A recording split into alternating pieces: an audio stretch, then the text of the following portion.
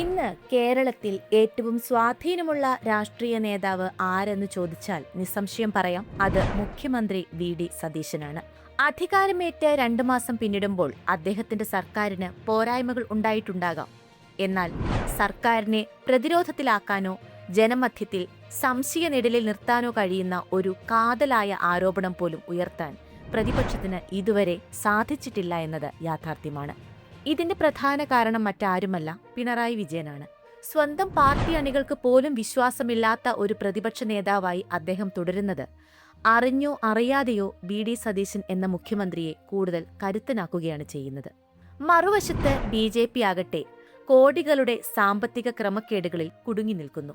ഇങ്ങനെ പ്രതിപക്ഷമില്ലാതെ ഏകപക്ഷീയമായി മുന്നേറുന്ന മുഖ്യമന്ത്രിയെ വീഴ്ത്താൻ ഇപ്പോൾ വെളിയിൽ മറ്റാരും വേണ്ട, സ്വന്തം പാർട്ടിയിൽ തന്നെയുണ്ട് ആ യഥാർത്ഥ പ്രതിപക്ഷം. അതെ, വി.ഡി. സതീശന്റെ പ്രതിച്ഛായ തകർക്കാൻ തിരശീലയ്ക്ക് പിന്നിൽ കരുക്കൾ നീക്കുന്ന ആ കോൺഗ്രസ് നേതാക്കൾ ആരൊക്കെയാണ്?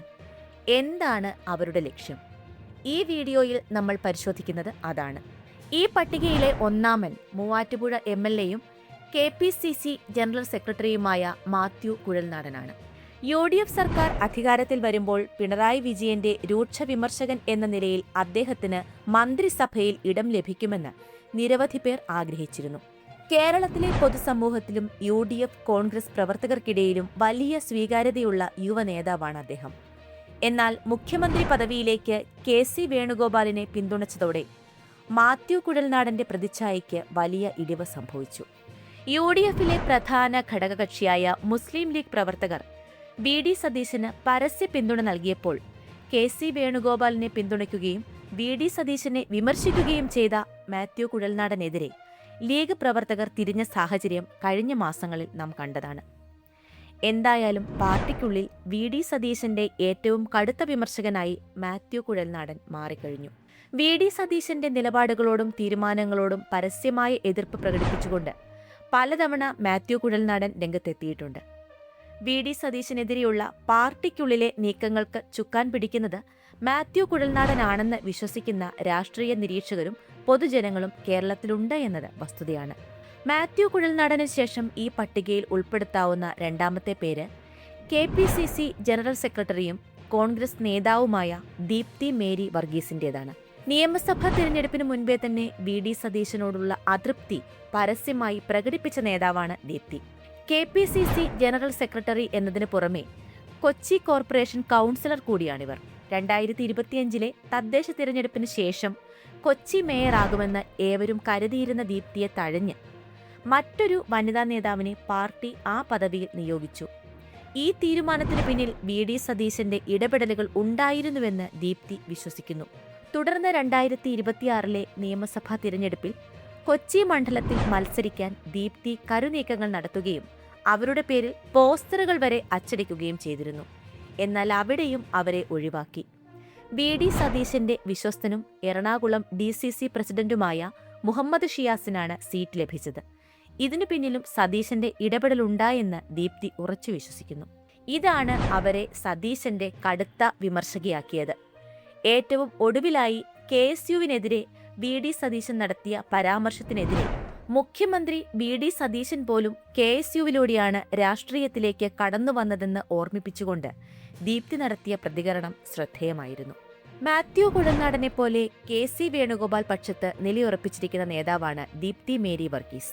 കെ.സി. വേണുഗോപാൽ പക്ഷത്താണെന്നതിനപ്പുറം വ്യക്തിപരമായി തന്റെ അവസരങ്ങൾ വി.ഡി. സതീശൻ നിഷേധിച്ചു എന്ന തോന്നലും കോൺഗ്രസ് നേതൃത്വത്തിനെതിരെ നിരന്തരം ശബ്ദിക്കുന്ന ദീപ്തിയുടെ നിലപാടുകൾ പലപ്പോഴും രാഷ്ട്രീയ വൃത്തങ്ങളെ അമ്പരപ്പിക്കാറുണ്ട് എന്നതും യാഥാർത്ഥ്യമാണ്. ഈ പട്ടികയിലെ മൂന്നാമത്തെ പേര് കോൺഗ്രസിന്റെ യുവനേതാവും പാർട്ടി വക്താവുമായ ജിൻഡോ ജോണിന്റേതാണ്. ചാനൽ ചർച്ചകളിൽ നിറസാന്നിധ്യമായ ജിൻഡോ ജോൺ എറണാകുളം ജില്ലാ പഞ്ചായത്ത് അംഗം കൂടിയാണ്. ഒരു കാലത്ത് വി.ഡി. സതീശന്റെ വിശ്വസ്തനും മനസാക്ഷി സൂക്ഷിപ്പുകാരനുമായി അറിയപ്പെട്ടിരുന്ന വ്യക്തിയായിരുന്നു ഇദ്ദേഹം. എന്നാൽ തദ്ദേശ തിരഞ്ഞെടുപ്പിന് ശേഷം കാര്യങ്ങൾ മാറി. സതീശന്റെ ചില നിലപാടുകൾക്കെതിരെ പരസ്യമായി പ്രതികരിക്കാൻ ജിൻഡോ ജോൺ മടിച്ചില്ല. സത്യപ്രതിജ്ഞാ ദിവസം തന്റെ പേരിനൊപ്പം മേനോൻ എന്ന ജാതിപ്പേര് വി.ഡി. സതീശൻ ചേർത്തതിനെതിരെ ഫേസ്ബുക്കിലൂടെ അദ്ദേഹം നടത്തിയ വിമർശനം അന്ന് ചർച്ചയായിരുന്നു. അന്ന് കോൺഗ്രസ് അണികൾ പോലും അദ്ദേഹത്തെ എതിർത്തുവെങ്കിലും ജിൻഡോ പിന്മാറാൻ തയ്യാറായില്ല. പിന്നീട് KSU വിഷയത്തിലടക്കം സതീശന്റെ ഏകാധിപത്യ ശൈലിക്കെതിരെ ജിൻഡോ ജോൺ രൂക്ഷ വിമർശനവുമായി രംഗത്തെത്തി. ചാനൽ ചർച്ചകളിൽ പോലും ഇക്കാര്യം അദ്ദേഹം തുറന്നു പറഞ്ഞു. ഇപ്പോൾ അദ്ദേഹം KC വേണുഗോപാൽ പക്ഷത്താണെന്നാണ് പാർട്ടിക്കുള്ളിലെ സംസാരം. പണ്ട് സതീശന്റെ നിഴലായി നടന്ന ജിൻഡോ ജോൺ ഇന്ന് അദ്ദേഹത്തിന്റെ കടുത്ത വിമർശകനായി മാറിയത് കോൺഗ്രസ് നേതൃത്വത്തെ വലിയ തോതിൽ അമ്പരപ്പിച്ചിട്ടുണ്ട് എന്നത് സത്യമാണ്. നാലാമതായി ഈ പട്ടികയിലുള്ളത് മറ്റൊരു യുവനേതാവായ അലോഷ്യസ് സേവ്യറാണ്. KSU സംസ്ഥാന അധ്യക്ഷനായ ഇദ്ദേഹവും ഒരു കാലത്ത് BD സതീശന്റെ വിശ്വസ്തനായിരുന്നു. സതീശന്റെ പ്രത്യേക താൽപര്യപ്രകാരമാണ് അലോഷ്യസ് KSU അധ്യക്ഷനായതെന്ന റിപ്പോർട്ടുകൾ അന്നേ പുറത്തുവന്നിരുന്നു. എന്നാൽ ആ സ്ഥാനത്തെത്തിയ ശേഷം അലോഷ്യസ് നിലപാട് മാറ്റുകയും KC വേണുഗോപാൽ പക്ഷത്തേക്ക് അടുക്കുകയും ചെയ്തു. നിയമസഭാ തിരഞ്ഞെടുപ്പിൽ സീറ്റ് കിട്ടാത്തതിലുള്ള അതൃപ്തിയും അദ്ദേഹത്തിനുണ്ട്. പൂഞ്ഞാറിൽ മത്സരിക്കാൻ അലോഷ്യസ് ആഗ്രഹിച്ചിരുന്നുവെങ്കിലും വിജയസാധ്യത കണക്കിലെടുത്ത് സെബാസ്റ്റ്യൻ MJയെ മത്സരിപ്പിക്കാനാണ് BD സതീശൻ തീരുമാനിച്ചത്. അത് സെബാസ്റ്റ്യൻ MJയുടെ വിജയത്തിൽ കലാശിക്കുകയും ചെയ്തു. ഈ സംഭവത്തോടെ അലോഷ്യസിന് സതീശനോട് കടുത്ത പകയുണ്ടായി. KSUവിനെ മുന്നിൽ നിർത്തിയാണ് അദ്ദേഹം ഇപ്പോൾ സതീശനെതിരെ പടയൊരുക്കം നടത്തുന്നത്. ഗവൺമെന്റ് പ്ലീഡർ നിയമനങ്ങളിലെ സതീശന്റെ ഇടപെടലുകൾക്കെതിരെ അലോഷ്യസ് നേരത്തെ തന്നെ രംഗത്തെത്തിയിരുന്നു. പണ്ട് സമരങ്ങൾക്കായി വിളിച്ചിരുന്നവർ ഇപ്പോൾ ഫോൺ പോലും എടുക്കുന്നില്ലെന്ന് അലോഷ്യസ് പരോക്ഷമായി പറഞ്ഞത് സതീശനെ ഉദ്ദേശിച്ചാണെന്ന് രാഷ്ട്രീയ നിരീക്ഷകർക്ക് വ്യക്തമാണ്. അടുത്തിടെ KSUവിനെതിരെ സതീശൻ നടത്തിയ പരാമർശത്തിൽ ചില കാര്യങ്ങളിൽ വ്യക്തത വരുത്താൻ മുഖ്യമന്ത്രിയെ കാണാൻ സമയം ചോദിച്ചെങ്കിലും അലോഷ്യസിന് അനുമതി ലഭിച്ചില്ല. എന്തായാലും പാർട്ടിക്കുള്ളിൽ BD സതീശന്റെ വലിയൊരു വിമർശകനായി അലോഷ്യസ് സേവ്യറും ഉറച്ചു നിൽക്കുന്നു എന്നത് തർക്കമില്ലാത്ത കാര്യമാണ്. ഇങ്ങനെ നോക്കുമ്പോൾ ഈ 4 നേതാക്കളെക്കുറിച്ചും കോമണായി പറയുവാൻ കഴിയുന്ന മറ്റൊരു കാര്യമെന്ന് പറയുന്നത് ഇവരെല്ലാവരും KC വേണുഗോപാലിനെ പിന്തുണയ്ക്കുന്നവരാണ് എന്നതാണ്. KC വേണുഗോപാലിന് മുഖ്യമന്ത്രി പദവിയിൽ അവസരം നിഷേധിച്ചതിനെ ചൊല്ലി BD സതീശനോട് ഈ നേതാക്കൾക്ക് നീരസമുണ്ട്. എന്നിരുന്നാൽ പോലും കോൺഗ്രസ് പോലെ ഒരു പാർട്ടിയിൽ അഭിപ്രായ സ്വാതന്ത്ര്യം മറ്റേതൊരു പാർട്ടിയെക്കാളും ഉള്ളതിനാൽ തന്നെ ഇവർക്കെതിരെ ഒരു നടപടിയും ഉണ്ടാകുവാനും സാധ്യതയില്ല. തുടർനാളുകളിലും ഈ വിമർശനം തുടർന്നു പോകുവാനുള്ള സാധ്യതയുണ്ട്.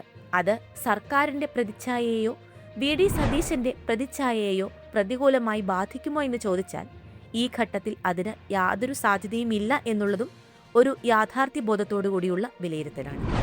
കാരണം ഞാൻ ആദ്യമേ പറഞ്ഞതുപോലെ വലിയ സ്വീകാര്യത ജനങ്ങൾക്കിടയിൽ നിന്ന് അനുഭവിച്ചുകൊണ്ട് അതിന്റെ കരുത്തിലാണ് നമ്മുടെ മുഖ്യമന്ത്രി മുന്നോട്ടു പോകുന്നത്.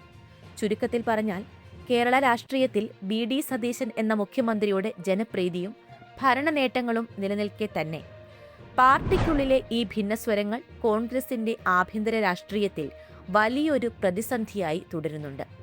ഒരു കാലത്ത് BD സതീശന്റെ വിശ്വസ്തരും അനുയായികളുമായിരുന്നവർ ഇന്ന് അദ്ദേഹത്തിന്റെ ഏറ്റവും വലിയ വിമർശകരായി മാറിയത് കോൺഗ്രസിനുള്ളിലെ അധികാര പോരാട്ടത്തിന്റെ ആഴം വ്യക്തമാക്കുന്നു.